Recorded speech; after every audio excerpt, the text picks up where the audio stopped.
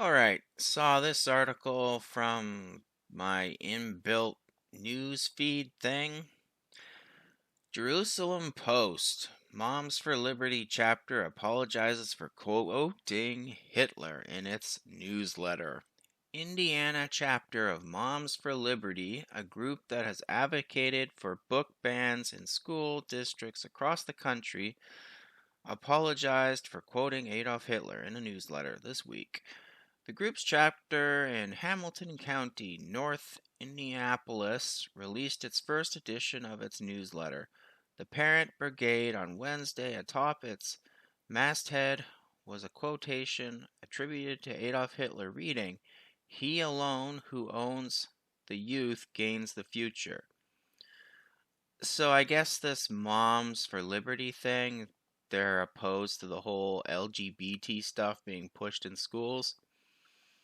So, continuing, on Thursday, the chapter's president apologized for the quotation. An amended version of the newsletter with context for the quotation was posted online before the whole quote was later deleted and the newsletter reposted without it.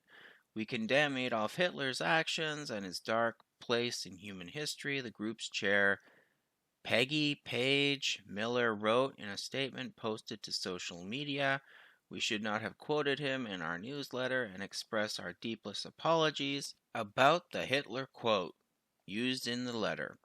The statement, "He alone who owns the youth gains the future," is attributed to Adolf Hitler at a 1935 rally as part of Nazi efforts to indoctrinate youth.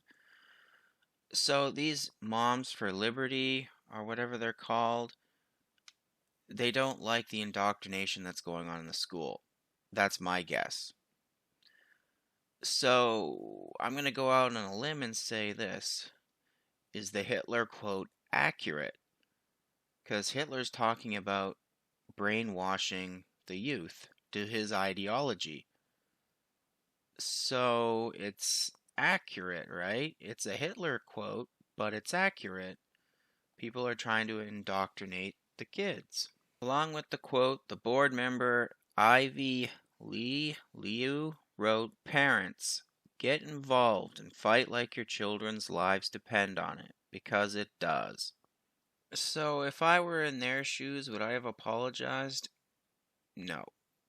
Alright, I'm going to pop the video in that came with it. Schools are now on the front lines of hatred and violence. The Southern Poverty Law Center has dubbed a dozen parental rights organizations as anti-government extremists in the center's annual report.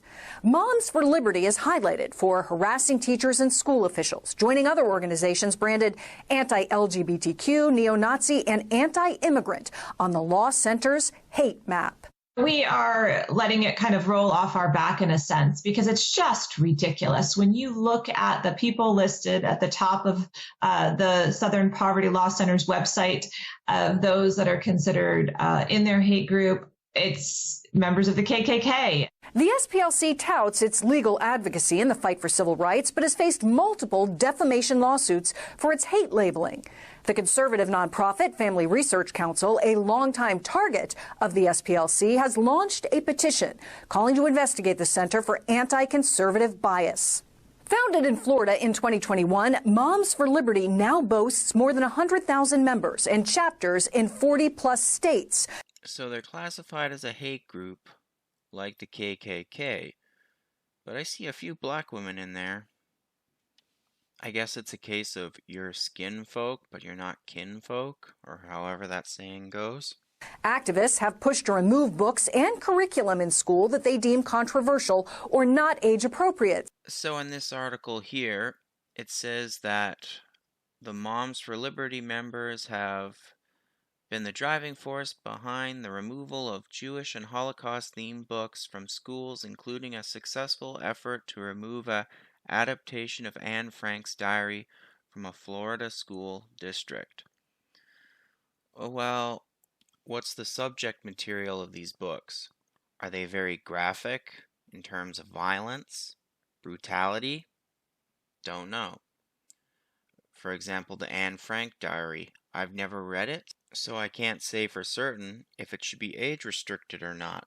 So I guess this article is alleging that they're aligned with hate groups, and yet at the same time, it says that one of their chair members is Jewish.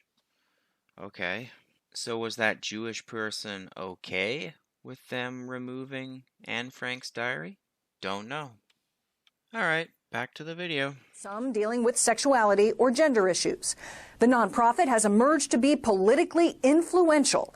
GOP White House hopeful Vivek Ramaswamy holding a town hall with the group today in the first-in-the-nation primary state of New Hampshire. I'll tell you, if you're a hate group, count me in. And we can take that actually as a badge of honor for where we are today as a country. So the Moms for Liberty, they're politically influential. I kind of think they messed up there because they're siding with politicians. So they're going to alienate a whole whack of other people who don't share those political beliefs, aka moderate Democrats.